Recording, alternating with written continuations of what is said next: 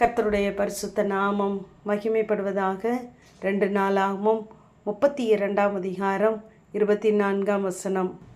கர்த்தரை நோக்கி ஜெபம் பண்ணும்போது அவர் அவனுக்கு வாக்குத்தத்தம் பண்ணி அவனுக்கு ஒரு அற்புதத்தை கட்டளையிட்டார் என்று வாசிக்கிறோம். யாருக்கென்றால் அங்கே எசேக்கியா வியாதிப்பட்டு மரணத்திற்கு ஏதுவாயிருக்கிறார். அப்பொழுது அவர் சூழ்நிலைகளை பாராதபடி தான் கர்த்தரை நோக்கி ஜெபித்தால் நிச்சயமாகவே அற்புதம் உண்டு என்று நம்பி தேவ சமூகத்திலே அவர் ஜெபிக்கிறவராயிருந்தார்.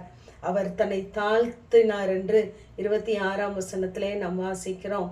அநேக நேரத்திலே நாம் இப்படிப்பட்ட சோதனைகளிலே இக்கட்டான நேரங்களிலே அகப்படும் பொழுது நாம் நம்முடைய நியாயத்தை முன்வைக்க முற்படுகிறோம்.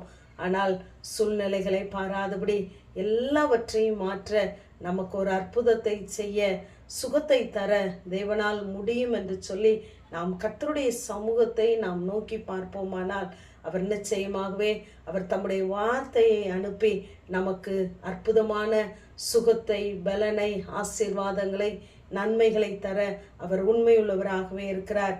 இங்கே எசேக்கியா மிகுதியான ஐஸ்வர்யமும் கனமும் உடையவனாய் இருந்தான் என்று சொல்லி 27ஆம் வசனத்திலே வாசிக்கிறோம். தொடர்ந்து வாசிப்போமானால் தேவன் அவனுக்கு மகா திரளான ஆஸ்தியை கொடுத்தார் என்று வாசிக்கிறோம். ஆனால் எசேக்கியா தன்னுடைய திரளான ஆஸ்தியையும் ஐஸ்வர்யத்தையும் கனத்தையும் நம்பாதபடிக்கு, அதை வைத்து நாம் எதையாவது செய்து விடலாம் என்று நினையாதபடிக்கு கர்த்தருடைய சமூகத்தை நோக்கி பார்க்கிறவனாய் இருந்தார். நாமும் நம்முடைய வாழ்க்கையிலே அநேக நேரங்களிலே நாம் நம்முடைய சுய புத்தியை சார்ந்து விடுகிறோம். நம்மிடத்தில் உள்ள வசதி வாய்ப்புகளை பயன்படுத்துகிறோம். முடிவிலே தேவனை நாம் நோக்கி பார்க்கிறோம். நாம் தேவைக்காக தேவனை தேடாதபடி தேவனையே நம்முடைய தேவையாக வைத்து நாம் தேவ சமூகத்தை நோக்கி பார்ப்போமானால் அவர் நிச்சயமாகவே நமக்கு நன்மை செய்ய அவர் போதுமானவராகவே இருக்கிறார். நம்மால் எதை செய்ய முடியாது என்று நினைக்கிறோமோ அதை நம்மை கொண்டே செய்ய அவர் போதுமானவர். கடலில் நடப்பது என்பது முடியாத காரியம். ஆனால் தன்னை போல பேதுருவை அங்கு கடலிலே நடக்க வைத்தார். அது அற்புதம். ஒரு தாடை எலும்பை வைத்து 1000 பேரை துரத்துவது என்பது முடியாத காரியம். ஆனால் சிம்சோனை கொண்டு அங்கு செய்ய வைத்தார். ஆகவே நான் பலவீனன், என்னிடத்திலே ஒன்றுமில்லை என்று ஒரு சாரார் சொல்லி தன்னை அப்படியே பொருட்படுத்தாது இருக்கும் பொழுது அவர் நம்மை கொண்டே அந்த காரியங்களை செய்து முடிக்கிறவராயிருக்கிறார். அவர் எதை செய்தாலும் நன்றாய் செய்கிறவர். மார்க் 8ஆம் அதிகாரம் அங்கு நாம் பார்ப்போமானால் அங்கு ஒரு குருடனுடைய கண்களை இயேசு திறக்கிறார். அப்பொழுது நீ எதை பார்க்கிறாய் என்று கேட்ட பொழுது மனுஷரை மரங்களைப் போல காண்கிறேன் என்று சொல்லுகிறான். பின்பு அவர் கைகளை வைத்து பின்பு ஏறிட்டு பார்க்கும்படி செய்தார். அப்பொழுது தெளிவாய் காண்கிறேன் என்று சொன்னான்.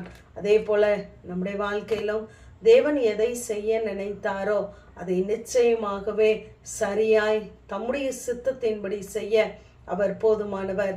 ஆகவே நாம் தேவ சமூகத்தை மாத்திரம் நோக்கி பார்ப்போம். ஆதியாகமத்திலே 48ஆம் அதிகாரத்திலே யாக்கோபு யோசேப்புடைய முகத்தை நான் எப்பொழுது காண்பேன் என்று நினைத்தார். ஆனால் அவனுடைய சந்ததியையும் காணும்படி தேவன் உதவி செய்தார். இந்நாள் வரைக்கும் என்னை ஆதரித்து வந்தவர் என்று சொல்லுகிறார். யாக்கோப்பின் பிறப்பின் முதல் அவன் கோலில் சாயும் வரை கர்த்தர் ஒருவரே அவனுக்கு ஆதரவாய் இருந்து அவரை ஆதரித்து நடத்தினார். எல்லா சூழ்நிலைகளிலும் அற்புதமானவராக கூட இருந்து நடத்தியதை நாம் பார்க்கிறோம். ஆகவே நம்முடைய வாழ்க்கையிலும் நாம் நம் நன்மைகளை, ஆசீர்வாதங்களை சுதந்திரிக்க வேண்டும் என்றால் நாம் தேவ சமூகத்திலே வார்த்தைக்காய் காத்திருப்போம். வார்த்தையை பெற்றுக்கொள்வோம். தேவ சமூகத்தையும் அவருடைய வல்லமையும் நித்தமும் நாடுவோம். அவர் நமக்கு அற்புதங்களை செய்வார். ஆமேன். ஜெபம். பிதாவாகிய தேவனே, குமாரனாகிய இயேசு கிறிஸ்துவின் நாமத்தின் மூலமாய் உடைய சன்னிதானத்திலே வருகிறேன். கர்த்தரை நோக்கி ஜெபம் பண்ணும்போது அவர் அவனுக்கு வாக்குத்தத்தம் பண்ணி அவனுக்கு ஒரு அற்புதத்தை கட்டளையிட்டார் என்ற வேத வார்த்தையின்படி கர்த்தாவே, நாங்களும் உடைய பார்வையில தாழ்மையுள்ளவர்களாய் எங்களுடைய சுயத்தை நாங்கள் நம்பி சாய்ந்து விடாதபடிக்கு கர்த்தருடைய கிருபையை பற்றி கொண்டு உடைய சமூகத்தை ஒவ்வொரு நாளும் நித்தமும் நாங்கள் தேடும் பொழுது எங்களுக்கு அற்புதம் செய்கிறவராய் நீர் வெளிப்படுகிறீர். அதற்காய் ஸ்தோத்திரம். தொடர்ந்து பொறுப்படுத்திக் கொள்ளுங்க. இயேசுவின் மூலம் ஜெபங்கேலும் எங்கள் நல்ல பிதாவே. ஆமென்.